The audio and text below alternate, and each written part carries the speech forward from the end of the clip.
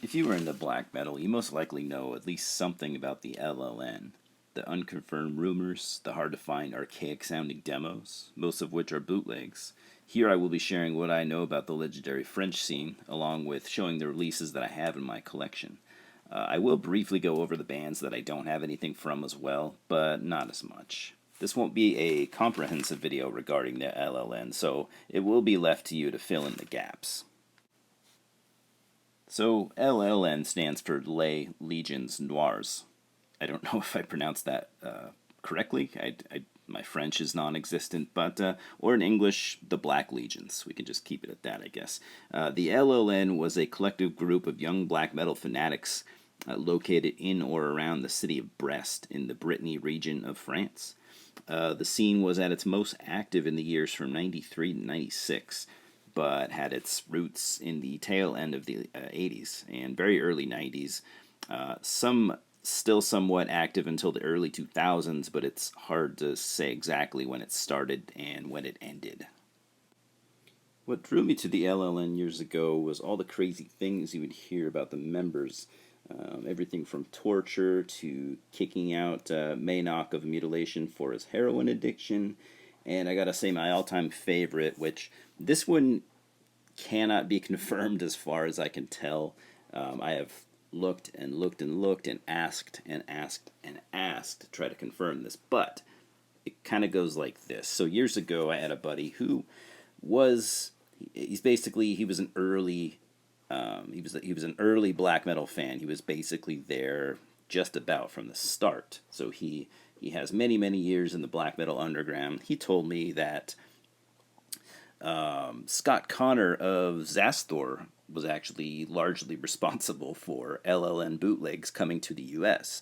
And he told me that some of the LLN guys wanted to kill him. They wanted to come over here and kill him for that. Again, take this with a huge fucking grain of salt because I cannot confirm it, but I had to share it just because it's an interesting story, if nothing else. So most of these rumors and stuff really can't be confirmed because the members of the bands typically did not do interviews. Most people to this day still don't know the names of most of the LLN members or who they are, though I do suspect that some people must, since some of those guys still actually make like appearances on records, or even every great while they'll make an album themselves. And what I respect most about them, though, aside from being a general fan of their music, is their steadfast dedication to their art. I don't really need to get into, what the old black metal bands from, say, Norway are up to these days. So they wanted black metal to stay pure, done the ways of Hellhammer, Bathory, and I always thought Abruptum had to have been a big influence on at least some of this stuff. I think it's undeniable. So they saw no compromise. They added further creativity by even creating their own language called Glotre, that most of the albums and song titles would be written in, that would be accompanied with bizarre symbols that are now considered iconic. Opinions on their music is polarizing. You can't deny that, but you also can't deny their creativity and their passion. Now we're going to get into the cast of characters. So here are the main members of the LLN. There may be a few more, but these are the guys that have been confirmed by LLN members themselves. Their names are all in Glotre, but they aren't too hard to pronounce. The band names, however, I won't even be bothering.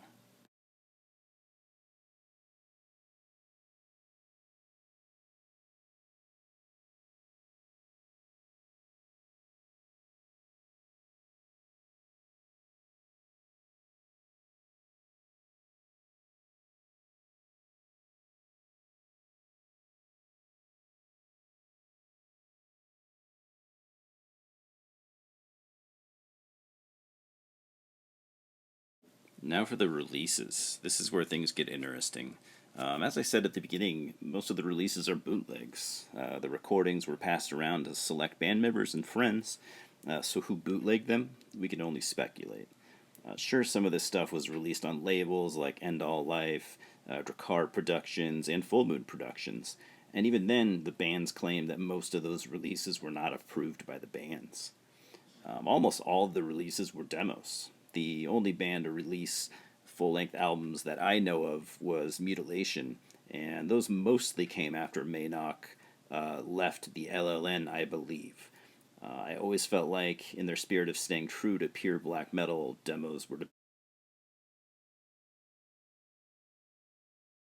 And we're going to start this with the band that pretty much kicked off the entire LLN scene. We're talking about Chapel of Ghouls. They had a demo in 1990 called Praise to Nothingness. So Chapel of Ghouls was Vorb and Lord Akon Kitra. It is unknown as to who does what on the demo, but it's known that it's those two guys. So along with the Zelda, Chapel of Ghouls more sets the tone for the LLN scene rather than being part of it. This demo came out in, like I said, 1990, and the scene wouldn't really gain steam for a few years after that.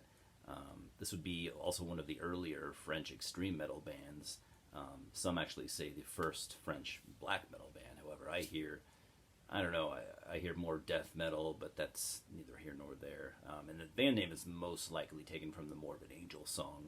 So, kind of showing the Morbid Angel influence, and you can hear it on the demo if you ask me, more than just the name. And even a little bit of thrash metal in the mix, much like the Zelda demo that would come a year later by the same two guys. So what I have is, I have just a completely home bootleg CDR that I made for myself, just because I feel like this is an important release, and nobody has it. I don't think I've ever even seen Chapel of Ghouls like bootlegs floating around. I'm sure there are some. I've never really looked, but there was never even an official cover for the Chapel of Ghouls demo. So I just made this.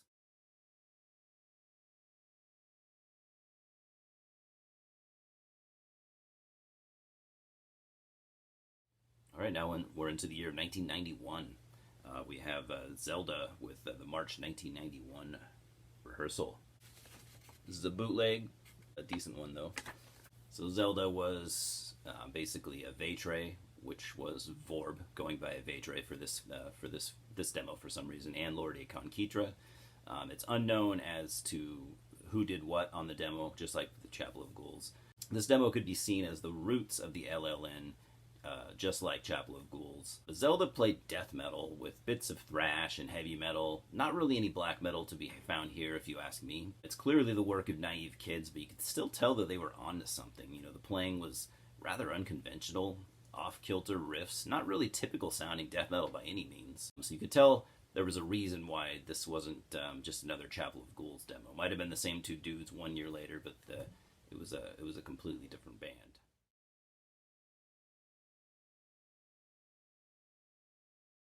With 1992 being a rather uneventful year for the LLN, I am not completely sure what everyone was up to exactly. Zelda were said to still be active, but no new material. Apparently they released the demo in 93, but I've never seen or heard it. Mutilation was the only band I know of to actually have released anything in 92, and it would be their debut demo. Maynok would actually be pretty active for about the next 10 years. And I'm going to bring up their 1999 second full-length album because 5 of the 7 songs were recorded in 1993 for the unreleased debut album that was going to be entitled Evil, the Gestalt of Abomination, making these songs relevant to 93. And besides, there wasn't really any LLN scene in 99, and I owned the album, so I might as well show it. Vorb, on the other hand, being a founding and very prolific member, released the first Moebot demo. He had been toying around with that project as early as about 1991. There were a few other early LLN bands getting their debut demos released in 93, like Vlad Tepes, Belcatre, Bellathauser, but I don't own those. All right, now we have, technically this came out in 1999, but we're talking about Remains of a Ruined, Dead, Cursed Soul by Mutilation. So, as I said before, although this album came out in 1999, the first 5 tracks here were recorded in 93 and were supposed to be on their debut album. For whatever reason, that didn't happen. So we got Maynok here playing, everything like he usually does. However, Chris Agrazabeth from Bellathauser actually played drums on track 1. I'm wondering if the split between Moebot and the LLN scene happened around that time, and maybe that's why that guy didn't play drums on the whole album. Not really sure. So Mutilation are widely considered as cream of the crop when it comes to the LLN. And I mean, they definitely have the most recorded output by far. And as I said before, I believe Mutilation were the only band from the LLN scene to put out full-length albums. But I do believe that the full-length started coming out after after Moebot was ousted from the LLN scene. And Mutilation are considered to be highly influential, especially among the depressive black metal bands. I would pretty much put them next to Burzum, Forgotten Woods, Bethlehem, Silencer, stuff like that. Very influential, especially on bands like Xasthur, Leviathan, and many others.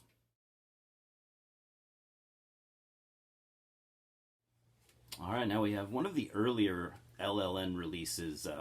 Moebot are one of the most loved LLN bands, especially of the more ambient, abruptum-inspired stuff. The debut Moybot Demo, which I will not pronounce because it is in Glotre, and I don't believe it's possible for anyone to pronounce that. This is the debut demo of Moebot. It is one of, if not the first dark ambient LLN release, setting the pace for Akon Kitra and Satanicum Tenebrae. As you should expect, this is a very ethereal and nightmarish affair. It could easily be the soundtrack to hell. It features a number of different voices and vocal styles, including female chanting and moaning, disembodied, desperate, clean singing, hellish black metal rasps and croaks. Musically, you get at times odd and unnerving keyboard droning, and other times clean guitars that sound like intros to mystical sounding black metal songs that are among my favorite parts of the demo. I got the ever prolific Vorb performed everything on this demo.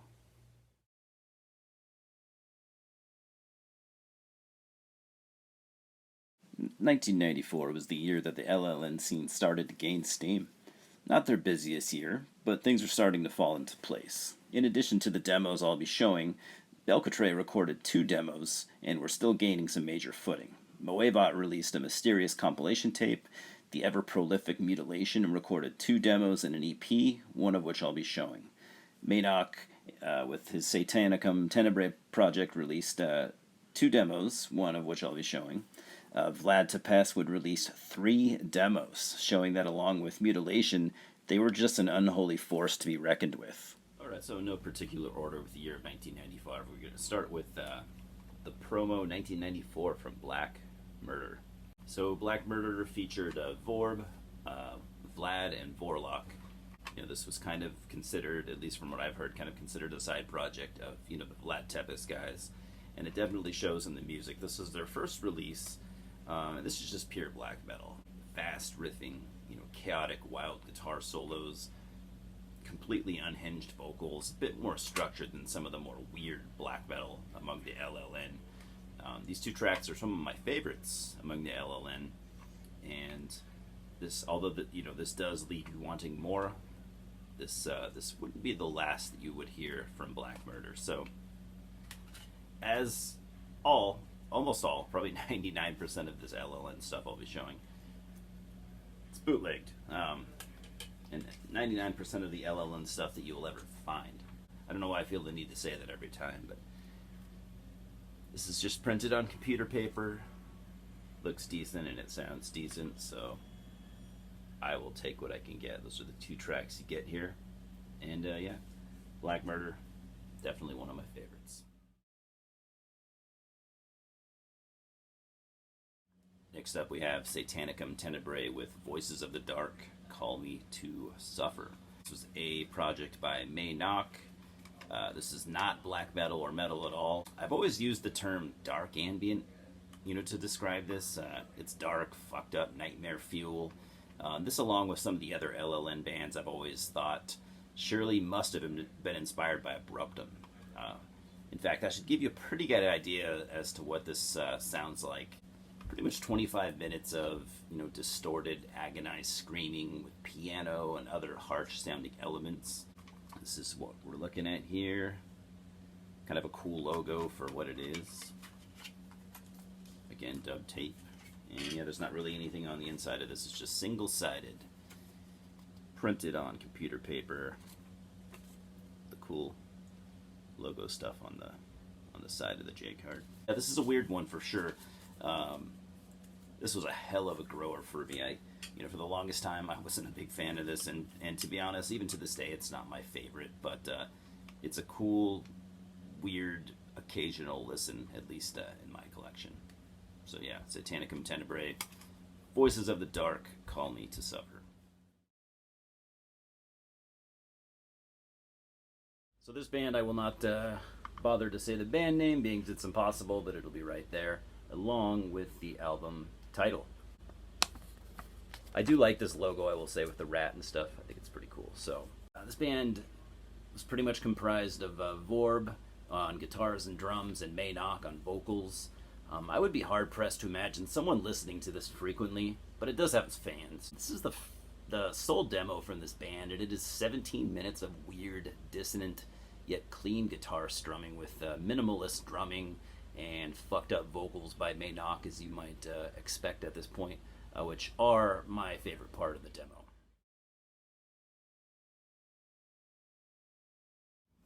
Now we're going to be talking about Torgeist with their debut demo, Devoted to Satan. And this would feature Vorb on bass, Gargoyle on drums, and Dark on guitar, and The Black on vocals. Torgeist were one of the most listenable bands from the LLN. Definitely more firmly rooted in black metal, with a raw, minimalistic sound that's comparable to early Absurd, Graveland, maybe even Burzum.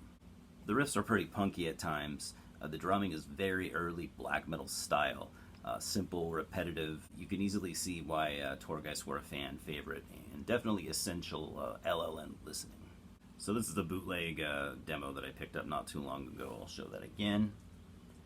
Did a pretty good job, I gotta say. I'll take it out for you and show you just on a standard tape. I think I do have a sticker to put on the shell of that. I just haven't done it yet. So, out of all the bootlegs I've seen from the LLN, this is pretty decent, actually. Got band contact on there. I think this was limited to like 50 copies or something like that.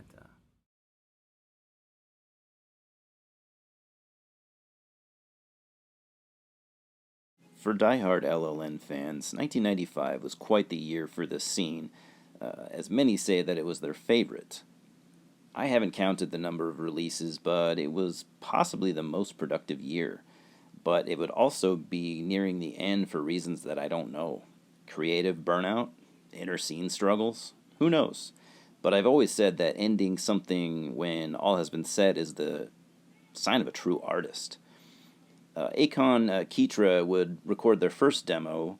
The notorious March to the Black Holocaust split between Belcatre and Vlad Tepes would be unleashed. Mutilation would record their debut full-length album. Satanicum Tenebrae would record the third and final demo. Torgeist would record the second and final demo. Vermia Pre Commando would record their first demo. Vlad Tepes would record 7 demos, making them by far the most prolific.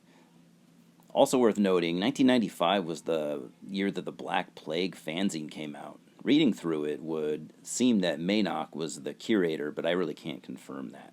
Here's some of the other releases that I didn't mention.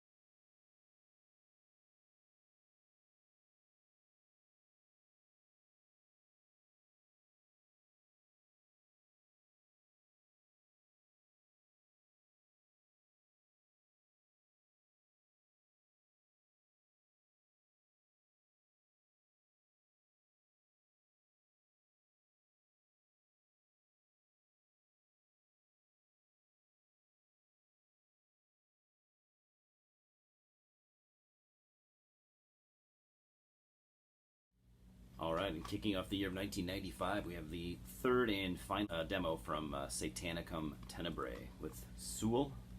I'll just pronounce it that way. So again, this was Maynok's one of his many projects, solo project. So while I enjoyed this demo a little better than the first one, it's still kind of not really my type of thing. This is, still along the lines of like that Abruptum-esque, fucked up, tortured, dark ambient stuff. Some people love it. I like it, but in moderation, of course. But for what this is, you do get a lot of variety in the 18-minute runtime. You get like repetitive, clean guitar with super depressed sounding vocals. You get kind of like the sound of an exorcism being performed, and ending with a very nice ambient track. Actually, that's the last few minutes of this, probably my favorite part. Mostly because it just kind of sounds like a different demo. It's just got some really cool ambient type synth work with kind of like a distant moaning in the background, and all along the sound of water throughout the entire thing. It's a super tranquil sounding track. Like I said, it almost kind of doesn't fit, but I'd really like to hear more of that. And I'm sure there's ambient releases that do sound like that. I'm just kind of not super knowledgeable with ambient music, but this is a cool demo, my favorite of the two that I have.